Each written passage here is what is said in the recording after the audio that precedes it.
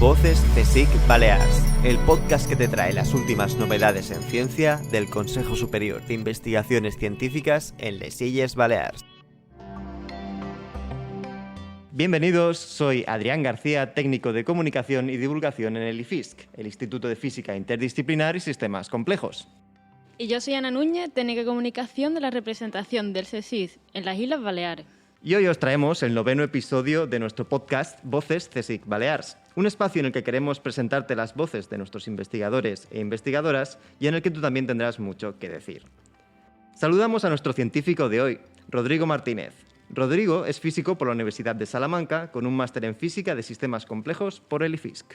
Actualmente Rodrigo trabaja como estudiante de doctorado de FPI María de Maeztu en el Instituto de Física Interdisciplinar y Sistemas Complejos dentro del proyecto Information Processing in a Byte Complex System. Hola Rodrigo. Hola Adri, hola Ana, ¿qué tal? Tu tesis se centra en un nuevo método de computación que está ganando mucha importancia estos últimos años, el Reservoir Computing. Como imagino que no todos estamos familiarizados con el concepto, ¿nos puedes explicar en qué consiste? Vale, pues a ver, lo voy a intentar. El Reservoir Computing o computación de reservorio es una técnica que en pocas palabras sirve para aprender a resolver tareas. Entonces, ahora hay que matizar. Es un tipo de técnica que viene del Machine Learning o aprendizaje automático, en el que entrenamos a un ordenador o a un aparato para, como he dicho, resolver tareas. Y claro, el Reservoir Computing tiene unas características muy específicas de cómo se construye que hacen que sea posible implementarlo en hardware, que sea posible construir un aparato específico para resolver este tipo de tareas. Entonces, eso por un lado. Y por el otro lado, tenemos que se utiliza para resolver tareas que implican una señal en el tiempo. Por ejemplo, hay un tipo de problemas que se están empezando a plantear ahora, que es la comunicación a larga distancia con señales por fibra óptica, que, bueno, que es una cosa que ya se conoce hace bastante tiempo, pero ahora nos estamos dando cuenta que es más necesario que nunca, ya que va a ser mucho más rápido la transmisión que con circuitos eléctricos.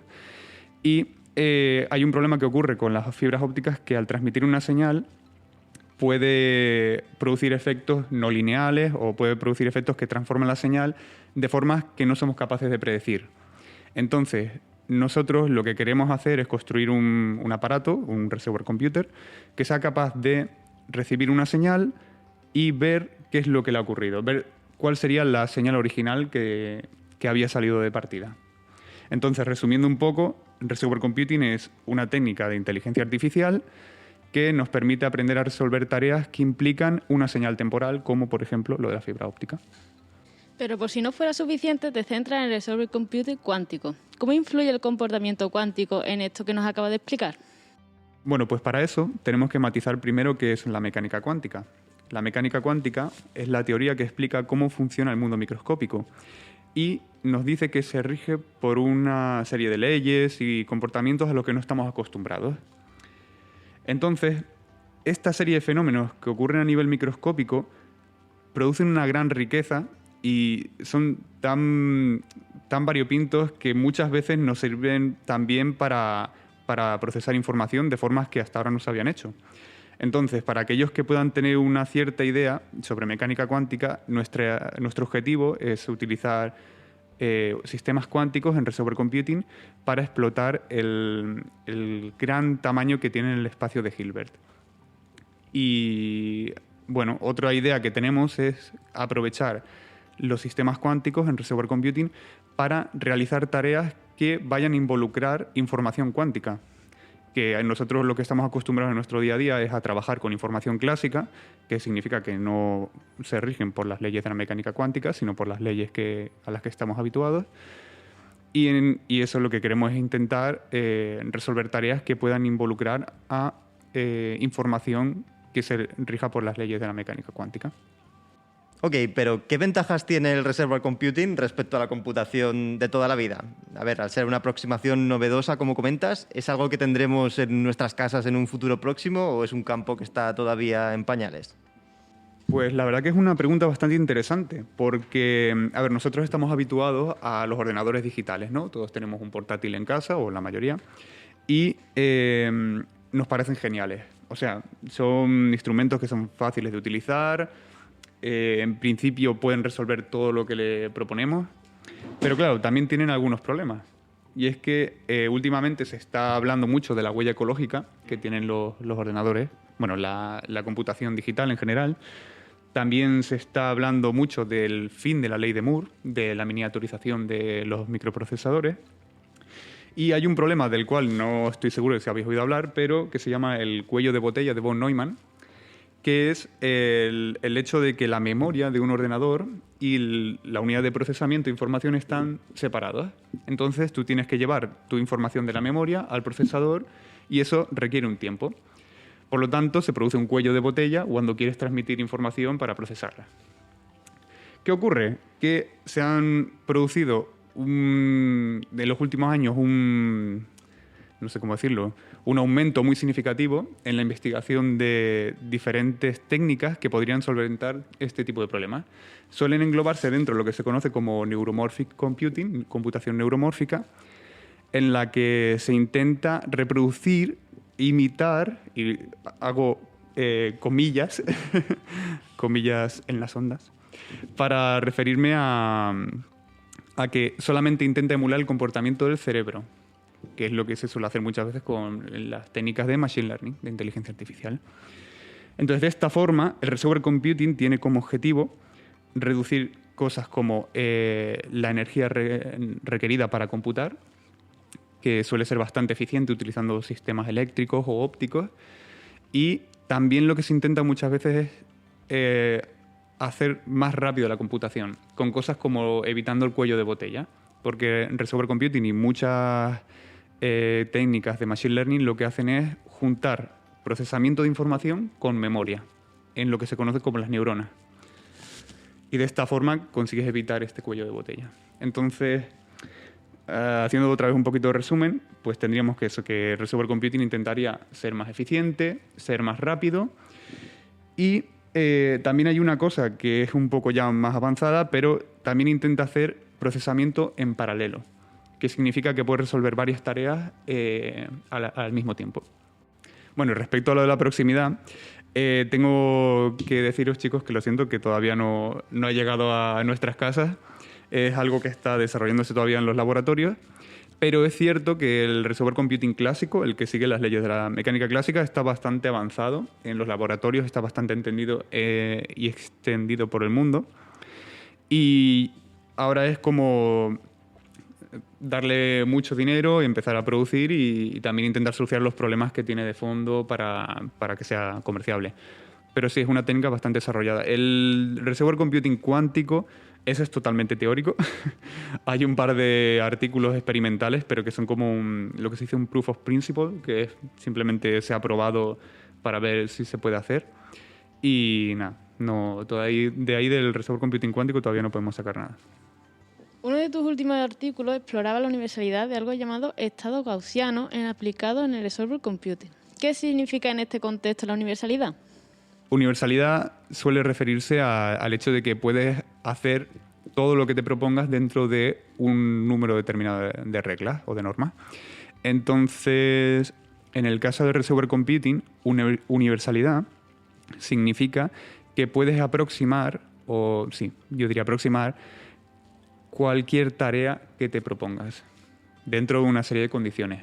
O sea, hay unos artículos muy famosos dentro del mundo de la inteligencia artificial, de las redes neuronales, en los años 80, en los que se demostró que las redes neuronales, que se utilizan en muchos programas informáticos de Machine Learning, pueden aproximar cualquier función continua. Entonces, a partir de estos artículos se empezaron a crear otros métodos para eso, para explicar la universalidad de muchas técnicas de Machine Learning, y en concreto Reservoir Computing pues tiene sus propios artículos teóricos en los que se explica qué es la universalidad para Reservoir Computing. Pero suele ir enfocado a este tipo de cosas, a aproximar funciones. Entonces, en nuestro artículo lo que hicimos fue explicar cómo un sistema de estados gaussianos, que es una cosa muy concreta que suele, por ejemplo, estudiarse en sistemas ópticos y tal, cómo este tipo de sistema, con unos ingredientes muy básicos, que son los estados gaussianos, que son los que tienen, digamos, las cosas más sencillas dentro de la óptica, puedes hacer reservoir computing universal. O sea, que puedes aproximar dentro de la familia de tareas que uno hace en reservoir computing, puedes aproximarlas todas con arbitraria precisión, siempre y cuando vayas poniendo más recursos, ¿no? Con un número finito de recursos puedes siempre ir intentando aproximar mejor y mejor las tareas que te propones. Cambiando un poco de tema, en los últimos años que llevas como estudiante de doctorado en el IFISC, has participado en bastantes actividades de divulgación, como son el Pint of Science, en Ferias de la Ciencia o elaborando vídeos divulgativos. De esto entiendo que la divulgación es importante para ti, pero ¿por qué? ¿Cómo ves la implicación de los científicos a la hora de divulgar sus resultados? Vale, pues yo separaría en dos la respuesta.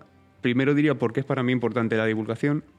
Para mí es importante la divulgación porque es como enfrentarse a un problema.